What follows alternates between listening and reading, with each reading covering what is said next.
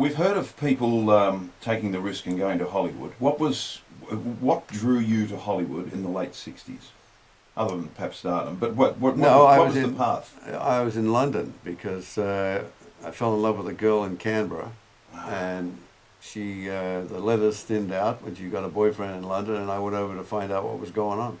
because you're a Queanbeyan lad. Yes, Uh, and did you end up? Did you get the girl? eventually, yes.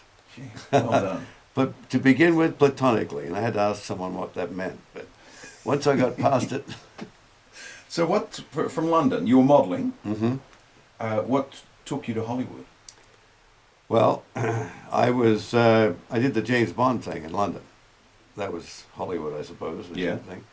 And after I did it, and I refused to do another one because of bad advice, I was blacklisted. Basically, I couldn't get a job anywhere. So I went sailing for 15 months, let everybody cool off, and then I went to Hollywood, and I had a series written for me called The Equalizer. Hmm. Just about to start on that, and they didn't come to pick me up. So I knew I was blacklisted on television as well. The person who gave you the advice, what was their theory? That you'd be typecast, or what was No, it? well, yes and no. It was a guy that I respected who had started Radio Caroline. He had a lot of clout. And he said that James Bond was over, it was hippie time. Easy Rider was the #1 movie at the time, and it was Sean Connery's gig. And he talked me out of doing another one, saying that I'd be typecast as James Bond, and it's over. You know, James Bond won't go any further after this. As hippies are in, it's love, make love, not war, and James Bond's the opposite to that. But it was in many ways, that era was sort of turbulent, wasn't it? I mean, there were all sorts of things going on. Yeah, but you know, men were taking their suits off, even on Wall Street, their ties off, and they were, going a little hippie. And there was Woodstock, it was Flower Power and bell bottoms, and that was in my era. I mean, I'd go in a restaurant dressed as James Bond, and people would wave me over as the waiter. You know, so it was, it wasn't the way to be, and it went on for about 4 or 5 years.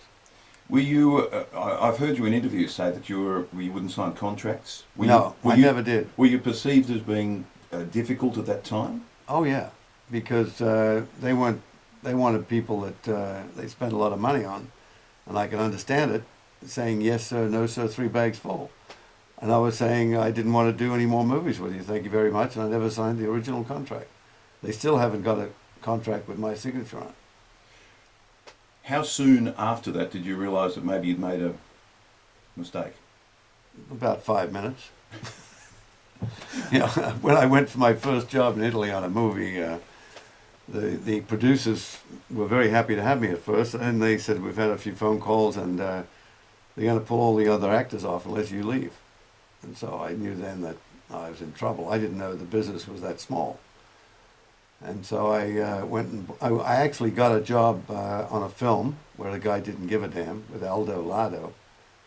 I think it was called Chila Vista Morire, Who Saw Her Dying. I got enough money out of that to go and buy a boat, and I went sailing. Because I needed a roof over my head, and I had no way of making money. The one of the other movies was A Man from Hong Kong, Yeah. and you were injured on that. Yes, I was injured on James Bond as well. I did all my own stunts, not knowing any better. Now, George, seriously, you hadn't acted before, and here you are doing stunts as well as acting. Right. That must have been terrifying. No, it wasn't. I was a physical kind of guy. I think that's what helped me get the James Bond job. I was always doing something physical, even though I wasn't a professional at anything. But I could play, any sport, and I played rugby for, 14 years. So, I had a thick skin, and it wasn't hard as it looked. I didn't do the skiing in the Bond film because the insurance company wouldn't allow it. But I would have been doing that as well if I could. Were the people you worked with, given that you hadn't acted until on Her Majesty's Secret Service, were they easy to work with, or did they make it difficult for you? No, just the director. He was the only one who made it difficult. I fell out with him on the first day. He had a bunch of his friends over on the set, from London. And the first assistant director said, "Can you do us a favor and just pick up the loud hailer and say, anyone who's not needed on the set, would you please get off?" And I did. And Peter arrived and said they were all my friends. And so, Good start. yeah, it was a good start, and he never spoke to me again. Oh, gee. 96900 693. Just we were waiting to do the interview. Maud Adams rang you. Isn't that amazing? Yeah. That's just, I mean, there's a name from that many Way back. listeners would Yeah. remember. What did Diana Rigg do to annoy you during the filming? Well, she didn't annoy me. What happened with Diana was we started off having a pretty good relationship.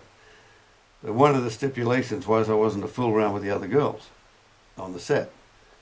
And to cut a long story short, I was in the stuntman's tent that was right at the entrance of the thing with one.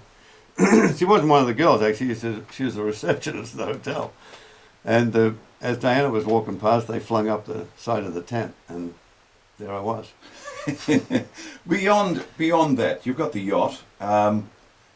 Was life then pretty tough? Yes, it was tough because the girl I was with got pregnant, and I wasn't ready to have kids. And when Melanie was born, I just fell in love with her.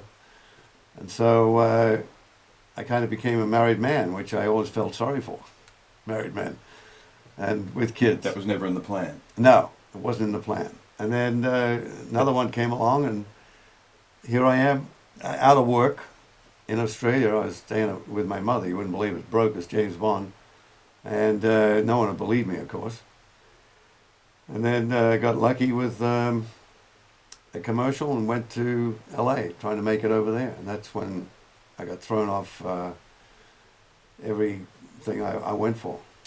After all that's happened to you, and to be 50 years on, you must feel pretty satisfied that the movie that you were James Bond in, with James Bond fanatics, is still their favourite. Yeah, I just got some emails about that from London, from the fan club, saying that this will give you a giggle. Yours was voted #1. So I feel good about that. I mean, I don't feel my life's over yet, and I've got things to do. I just want my kids to get old enough to be able to know what direction they're headed, and then I can do my own thing again.